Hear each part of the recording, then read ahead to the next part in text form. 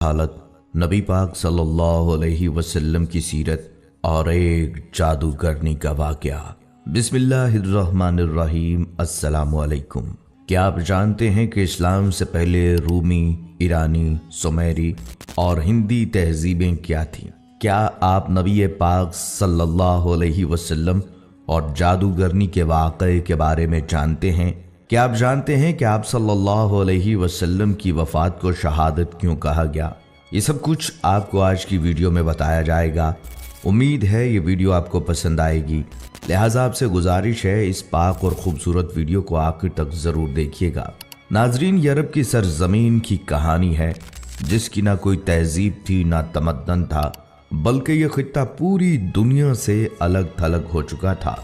दावत इलाही अंबिया अलैहिस्सलाम का अव्वलीन फरीज़ा है और अल्लाह ताला अंबिया अलैहिस्सलाम को दुनिया में तौहीद खालिस के क़याम के लिए माबूस करता है।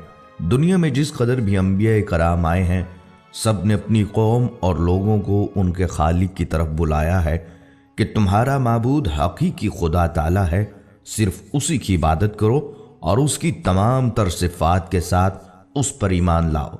आप सल्लल्लाहु अलैहि वसल्लम का दुनिया में आना और ख़ास तौर पर अरब की सरजमीन पर आना जैसे रोशनियों की नवीद थी।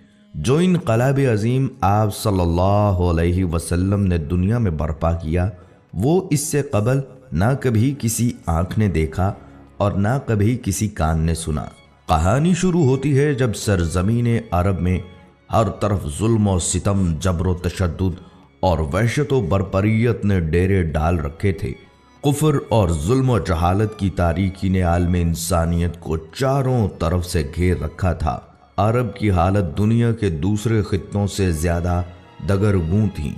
जहालत और नफ्स परस्ती की वजह से उनकी अखलाकी हालत इंतहाई खराब थी। शराब नौशी, औरतों का उरियां रक्स, लड़कियों को जिंदा दफन कर देना, लातादाद बीवियां रखना और वालिद के मरने के बाद दीगर चीज़ों के साथ साथ अपनी माओं को भी आपस में बांट लेना और बीवियां बना कर रखना या फरोख्त कर देना आम था। बाज़ कबीलों का पेशा ही चोरी, लूट मार और कत्लो गारत गर्दी था। जो औरत बेवा हो जाती उसे 1 साल की इद्दत गुजारना पड़ती और उसे निहायत मनहूस समझा जाता। 1 साल तक उसे गुस्ल और मुंह हाथ धोने के लिए पानी तक न दिया जाता, न पहनने के लिए लिबास फराहम किया जाता। जैसे कि हदीस पाक में है, जब किसी औरत का खामिद मर जाता तो उसको एक कोठड़ी में दाखिल कर दिया जाता। वो खराब कपड़े पहन लेती और खुशबू को हाथ ना लगाती, यहाँ तक कि 1 साल गुजर जाता। लोग बच्चियों को जिंदा दरगोर कर देते थे। इन तमाम बुराइयों के बावजूद अहले अरब में कुछ ऐसी खसूसियात भी थीं जो आज के महज़्ज़ब और तरक्की याफ्ता दौर में भी हमें नजर नहीं आती। मसलन इफ़ाए अहद, हिजाज का अरब ना किसी का महकूम था और ना हवस मुल्क गिरी रखता था। शुरू से लेकर उस वक्त तक किसी गैर ने उन पर हुकूमत नहीं की। अहले अरब की मेहमान नवाजी अपने और बेगानों के लिए आम थी, लेकिन इन सब खूबियों को इनकी बदकिरदारी, जुल्म व अयाशी ने अपने नापाक दामन में छुपा रखा था, क्योंकि बेशुमार बुराइयों में चंद खूबियां दब कर रह जाती हैं।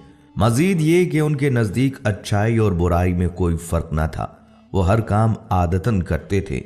यही कैफियत उनकी मजहबी दुनिया में भी थी। मजहबी ज़ौक़ की तस्कीन के लिए उन्होंने बुत तराश रखे थे, मगर परस्तिश के बावजूद वो अपने माबूदों के ताबे नहीं थे। जो मन में आता कर डालते। नस्ली तफाखर अपनी आखिरी हदों को छू रहा था। वो हर गैर अरब को गूंगा कहा करते थे। अलगर्ज इंसानियत, आमरियत और शहनशाहियत के जुल्म का शिकार थी। शर्फ़े इंसानी की हर कदर पामाल हो चुकी थी। अरब ही नहीं, पूरी दुनिया जुल्म और जबर का मंजर पेश कर रही थी। इंसानी हुकूक का हर तसव्वुर हुक्मरानों की अना की गर्द में गुम हो चुका था। क़बल अज़ बेसत मुहम्मदी सल्लल्लाहु अलैहि वसल्लम रोम और ईरान अपने वक्त की आलमी ताकत की हैसियत रखते थे। अपने वक्त की ये सुपर पावर्स तहजीब नस्ल इंसानी के इर्तका की बजाय छोटे और कमज़ोर ममालिक पर ग़ुलामी की स्याह रात मुसल्लत करके एक गैर फितरी एहसास बरतरी के लाइलाज मर्ज में मुब्तला थीं। तबक़ाती कशमकश तमाम कबाहतों के साथ इब्न आदम का मुक़द्दर बनी हुई थी। समाजी बुराइयों का चुंगल ज़हन इंसानी तक मोहित हो चुका था। चौथी सदी ईस्वी में नसरानी हजरत ईसा अलैहिस्सलाम की तालीमात से बहुत दूर हो चुके थे। यूनानी खराफात से लेकर रोमी बुत परस्ती तक हर बुराई को ईसाई दुनिया ने अपने गले से लगा रखा था। ईसाई मजहब चंद बेजान अकायद और बेकैफ मरासम तक महदूद होकर रह गया था। रोम की मशरकी रियासत में इज्तमाई बदनज़मी अपनी इंतहा को पहुंच चुकी थी। मजबूर और बेबस अवाम के सब्र का पैमाना लबरेज हो चुका था और बड़े पैमाने पर फसादात शुरू हो चुके थे। नाज़रीन, इस्लाम एक मुकम्मल दीन और तरीक़ा ज़िंदगी है। इसका पेश करदा निज़ाम फ़िक्र व अमल हर दौर के इंसान की इनफरादी और इज्तमाई ज़िंदगी के हर पहलू के लिए काबिल अमल है। इस्लाम का पैरोकार इस बात का पाबंद है कि अपनी ख्वाहिशात को अल्लाह के दीन के ताबे कर दे और किसी भी ख्वाहिश की तकमील और तस्कीन के लिए सिर्फ वही रास्ता और तरीक़ेकार अपनाए जिसका तयन दीन में किया गया है। अल्लाह ताला का इरशाद है, ऐ लोगो जो ईमान लाए हो, दायरा इस्लाम में पूरे के पूरे दाखिल हो जाओ। और रसूलुल्लाह सल्लल्लाहु अलैहि वसल्लम ने फरमाया, तुम में से कोई भी उस वक्त तक मोमिन नहीं हो सकता जब तक उसकी ख्वाहिश मेरी लाई हुई तालीमात के ताबे न हो जाएं। आप सल्लल्लाहु अलैहि वसल्लम की ज़िंदगी में हर शोबे से वाबस्ता अफराद के लिए रहनुमाई है। आप सल्लल्लाहु अलैहि वसल्लम दाई थे और मुरब्बी भी, काजी भी थे और जाहिद भी, सियासतदान भी थे और हुक्मरान भी, सिपाही थे और रहनुमा भी, बाप भी थे और शोहर भी थे। लिहाजा अगर आप दाई हैं तो सीरत नबी सल्लल्लाहु अलैहि वसल्लम के मुतालिया से दावत के कई उसलूब मिलेंगे। मालूम होगा कि कलमा तौहीद की सरबुलंदी की खातिर तकलीफ और आजमाइश के मौके पर एक दाई का सही किरदार क्या होना चाहिए। अगर आप ख़ानदान, कबीले या फ़ौज की क़यादत कर रहे हैं या ज़माम हुकूमत संभाले हुए हैं तो मुतालिया सीरत से एक मजबूत निज़ाम और मुस्तहकम असलूब मिलेगा। रसूलुल्लाह सल्लल्लाहु अलैहि वसल्लम ने अपनी उम्र के 15वें साल में ही अमन के एक मुआहदे में शिरकत की। अमीर, गरीब, सरदार और ग़ुलाम के लिए एक ही कानून वज़ा किया।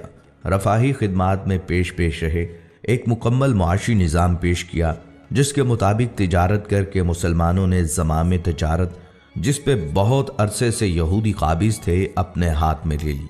मुख्तसर ये कि रसूलुल्लाह सल्लल्लाहु अलैहि वसल्लम की कोशिशों के नतीजे में जज़ीरतुल अरब, जो गोया एक मैदान जंग था, अमन का गहवारा बन गया। जहां भाई भाई का दुश्मन था वहां पूरा मुआशरा बाहम शिरो शुक्र हो गया। मुआशरे में ये तब्दीलियां कैसे आई, ये जानने के लिए भी मुतालिया सीरत इंतहाई ज़रूरत है।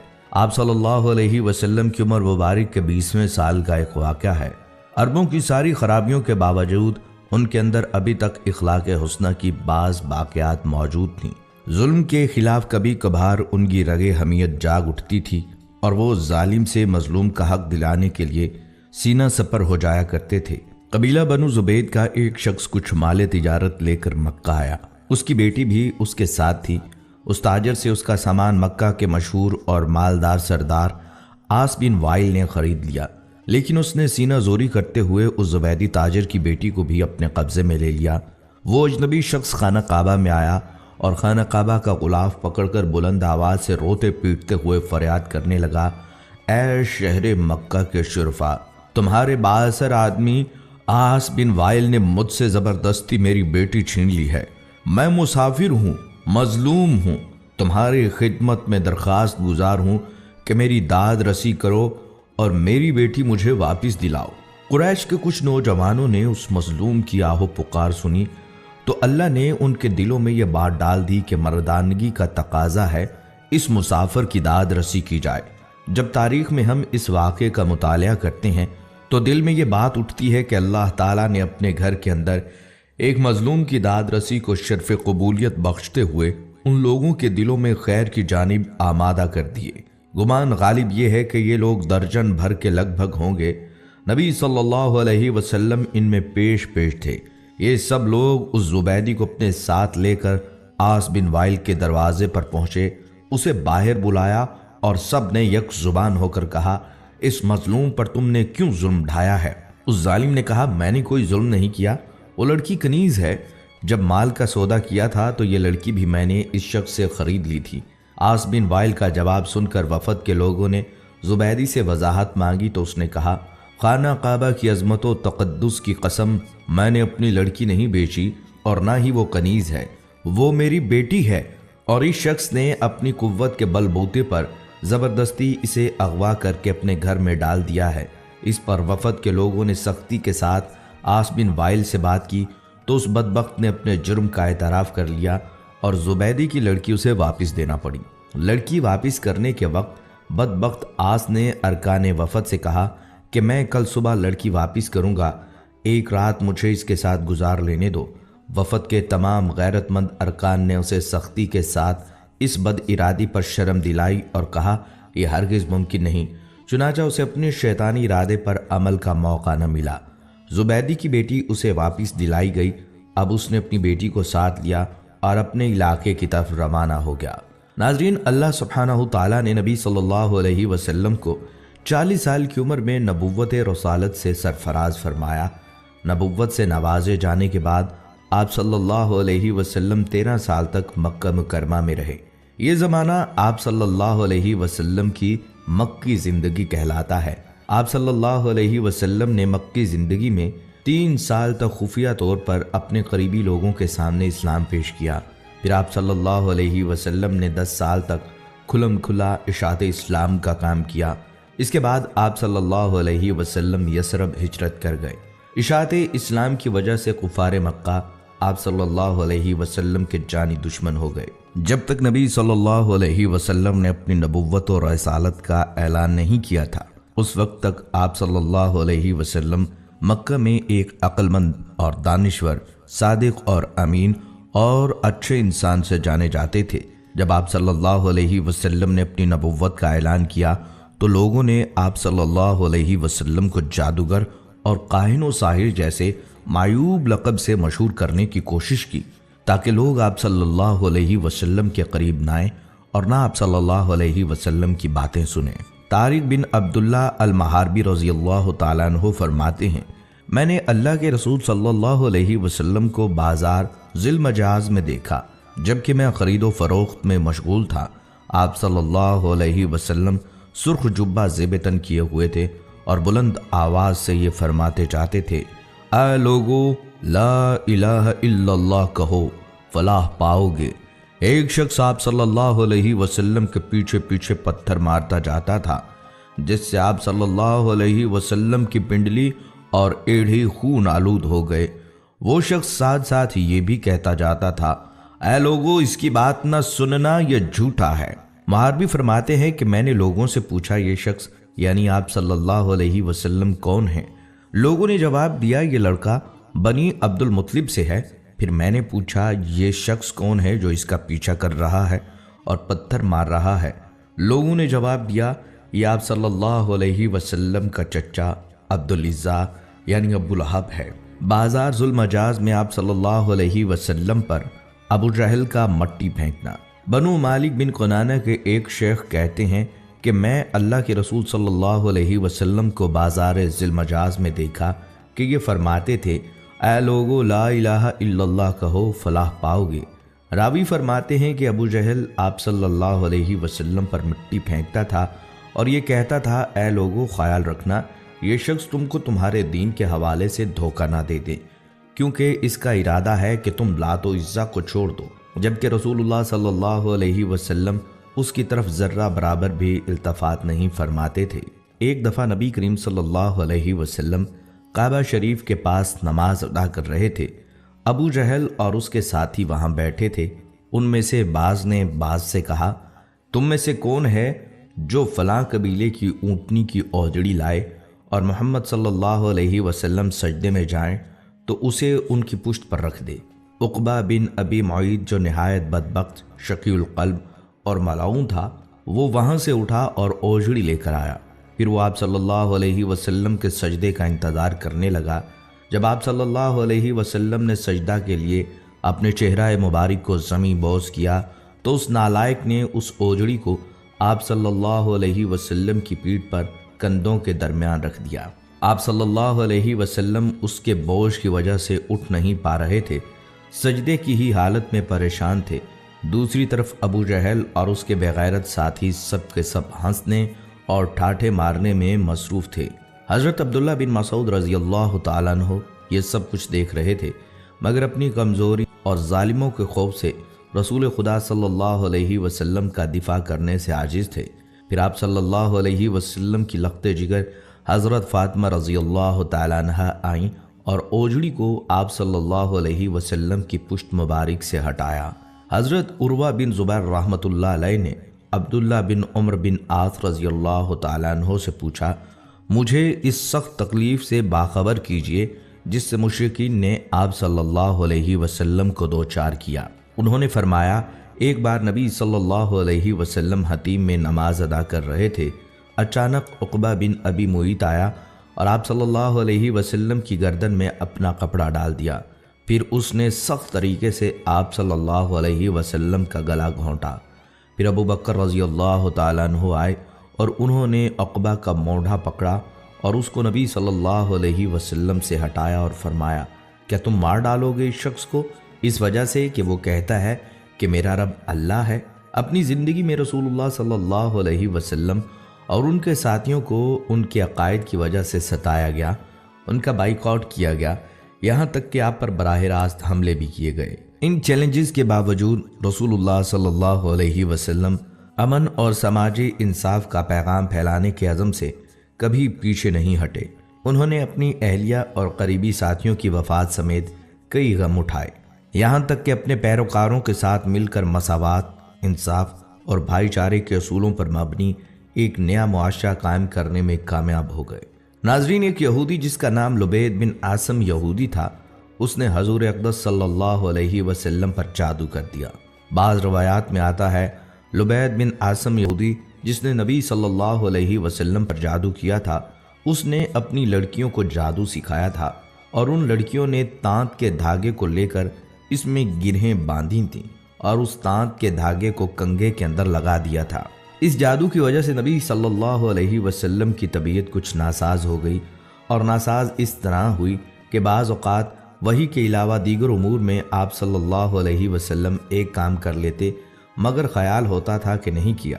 ایک دن آپ صلی اللہ علیہ وسلم نے حضرت عائشہ صدیقہ رضی اللہ تعالیٰ عنہما سے فرمایا کہ مجھے جو تکلیف چل رہی ہے اس کے بارے میں اللہ تبارک و تعالیٰ نے مجھے خواب میں اس کا اصل سبب بتا دیا ہے۔ میں نے خواب دیکھا ہے کہ دو فرشتے آئے اور آ کر میرے پاس بیٹھ گئے اور انہوں نے آپس میں گفتگو شروع کی کہ ان صاحب کو کیا ہوا، ان کو کیا تکلیف ہے۔ دوسرے فرشتے نے جواب دیا کہ ان پر کسی نے جادو کر دیا ہے۔ پہلے فرشتے نے پوچھا کس نے جادو کیا ہے؟ دوسرے نے جواب دیا لبید بن عاصم کے نام سے ایک یہودی ہے، اس نے جادو کیا ہے۔ پھر پہلے نے سوال کیا کہ کس چیز میں جادو کیا ہے اور کہاں کیا ہے؟ دوسرے فرشتے نے جواب دیا کنگھے کے ذریعے جادو کیا ہے اور کنگھے کے اندر جو بال آ جاتے ہیں کنگھا کرتے وقت ان بالوں کو بھی استعمال کیا ہے۔ پوچھا کہ کہاں ہے؟ جواب دیا وہ ایک کنواں ہے، وہاں پر اس نے جادو کے کلمات پڑھ پڑھ کر وہاں دفن کیے ہیں۔ یہ ساری تفصیل نبی صلی اللہ علیہ وسلم کو فرشتوں کے ذریعے بتا دی گئی۔ حضرت عائشہ رضی اللہ تعالیٰ عنہا سے آپ صلی اللہ علیہ وسلم نے فرمایا کہ اللہ تعالیٰ نے میری اس تکلیف کے بارے میں مجھے ساری تفصیلات بتا دی ہیں۔ چنانچہ نبی صلی اللہ علیہ وسلم خود اس کنویں کے پاس تشریف لے گئے اور وہاں جا کر دیکھا اس کا پانی بالکل پیلا پڑا ہوا تھا۔ وہاں سے وہ کنگھا بھی برآمد ہو گیا، کنگھے کے اندر جو بال تھے وہ بھی برآمد ہو گئے۔ مدینہ منورہ میں ایک یہودی عورت تھی، اس کا نام لبیطۃ الحمرا تھا۔ وہ ایک بہت ہی خبیث اور بدذات عورت تھی اور وہ حضور صلی اللہ علیہ وسلم سے بہت زیادہ جلتی تھی۔ وہ چاہتی تھی کہ نعوذ باللہ آپ صلی اللہ علیہ وسلم اس دنیا سے رخصت ہو جائیں۔ ایک دن اس عورت نے ایک جادوگر کے پاس جا کر کہا وہ حضور صلی اللہ علیہ وسلم پر ایسا جادو کریں کہ بیمار ہو جائیں۔ جادوگر نے اس خبیث عورت کو ایک تعویذ دیا اور اسے حکم دیا کہ وہ اس تعویذ کو حضور صلی اللہ علیہ وسلم کے گھر میں کسی جگہ چھپا دے۔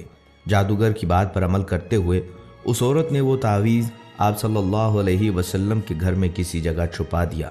تعویذ کے اثر سے آپ صلی اللہ علیہ وسلم کی طبیعت ناساز ہو گئی۔ صحابہ کرام اس بات سے بہت پریشان تھے۔ انہوں نے آپ صلی اللہ علیہ وسلم کی صحت کے لیے دعائیں کی، لیکن حضور صلی اللہ علیہ وسلم کی طبیعت بہتر نہیں ہو رہی تھی۔ ایک دن حضور صلی اللہ علیہ وسلم کے صحابی حضرت زید بن حارثہ رضی اللہ تعالیٰ عنہ کو ایک خواب آیا۔ خواب میں اللہ تعالیٰ نے انہیں بتایا کہ آپ صلی اللہ علیہ وسلم پر جادو کیا گیا ہے۔ حضرت زید بن حارثہ رضی اللہ تعالیٰ عنہ نے آپ صلی اللہ علیہ وسلم کو خواب کے بارے میں بتایا۔ آپ صلی اللہ علیہ وسلم نے حضرت زید بن حارثہ رضی اللہ تعالیٰ عنہ کو حکم دیا کہ وہ تعویذ تلاش کریں۔ حضرت زید بن حارثہ رضی اللہ تعالیٰ عنہ نے حضور صلی اللہ علیہ وسلم کے گھر کو تلاش کیا اور آخر کار انہوں نے تعویذ کو ایک کنویں میں پایا۔ تعویذ پھینکنے کے بعد آپ صلی اللہ علیہ وسلم کی صحت بہتر ہو گئی۔ جادوگرنی کو معلوم ہوا کہ آپ صلی اللہ علیہ وسلم کی صحت ٹھیک ہو گئی۔ اس نے آپ صلی اللہ علیہ وسلم سے معافی مانگی۔ آپ صلی اللہ علیہ وسلم نے اس سے معاف کر دیا، لیکن اسے سخت سزا دی گئی۔ اسے مدینہ منورہ سے نکال دیا گیا اور اسے یہودیوں کے علاقے میں بھیج دیا گیا۔ فتح خیبر کے بعد حضور صلی اللہ علیہ وسلم کچھ دنوں تک زرعی زمینوں اور باغوں کے انتظامات اور غنائم کی تقسیم کے کاموں میں مصروف رہے۔ ظاہر ہے ان کاموں کے لیے قیام وہیں ضروری تھا۔ اسی دوران ایک عورت نے جس کا نام زینب بنت الحارث تھا، جو سلام بن مشکم کی بیوی تھی، آپ صلی اللہ علیہ وسلم کو زہر دے کر نقصان پہنچانے کی سازش کی۔ اس نے پروگرام بنایا کہ آپ صلی اللہ علیہ وسلم کو بکری کا بھنا ہوا گوشت پیش کیا جائے اور اس میں زہر ملا دیا جائے۔ پہلے اس نے صحابہ کرام سے معلوم کیا کہ آپ صلی اللہ علیہ وسلم کو بکری کا کون سا حصہ مرغوب ہے۔ لوگوں نے بتلایا کہ آپ صلی اللہ علیہ وسلم بکری کی ران شوق سے نوش فرماتے ہیں۔ اس منحوس عورت نے بکری ذبح کی اور اس کا گوشت زہر آلود کر دیا۔ خاص طور پر بکری کی ران پر زیادہ زہر لگا دیا اور آپ صلی اللہ علیہ وسلم کے خیمے میں لے کر آئی۔ پیارے آقا صلی اللہ علیہ وسلم مغرب کی نماز ادا کر کے خیمے میں تشریف لائے۔ دیکھا تو ایک عورت خیمے کے باہر آپ کا انتظار کر رہی تھی۔ آپ صلی اللہ علیہ وسلم نے اس سے آنے کا سبب پوچھا۔ عورت نے کہا، اے ابو القاسم، میں آپ کے لیے بکری کا بھنا ہوا گوشت ہدیہ کے طور پر لائی ہوں۔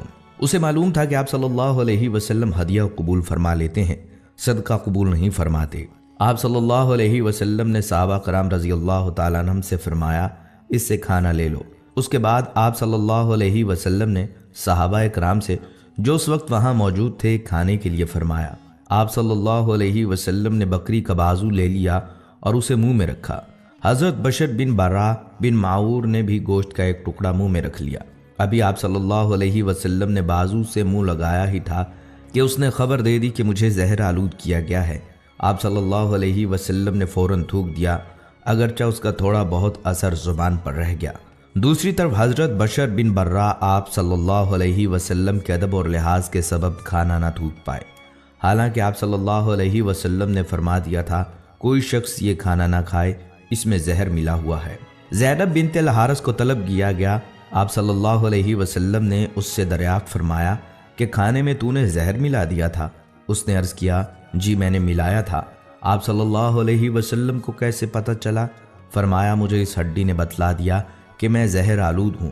آپ صلی اللہ علیہ وسلم نے فرمایا، تو نے ایسا کیوں کیا؟ اس نے کہا، میرے باپ، چچا اور شوہر قتل ہو گئے، میری قوم بھی تباہ ہو گئی۔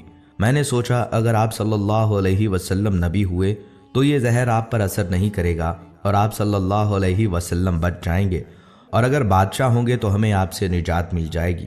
آپ صلی اللہ علیہ وسلم نے اسے کچھ نہیں کہا اور جانے دیا۔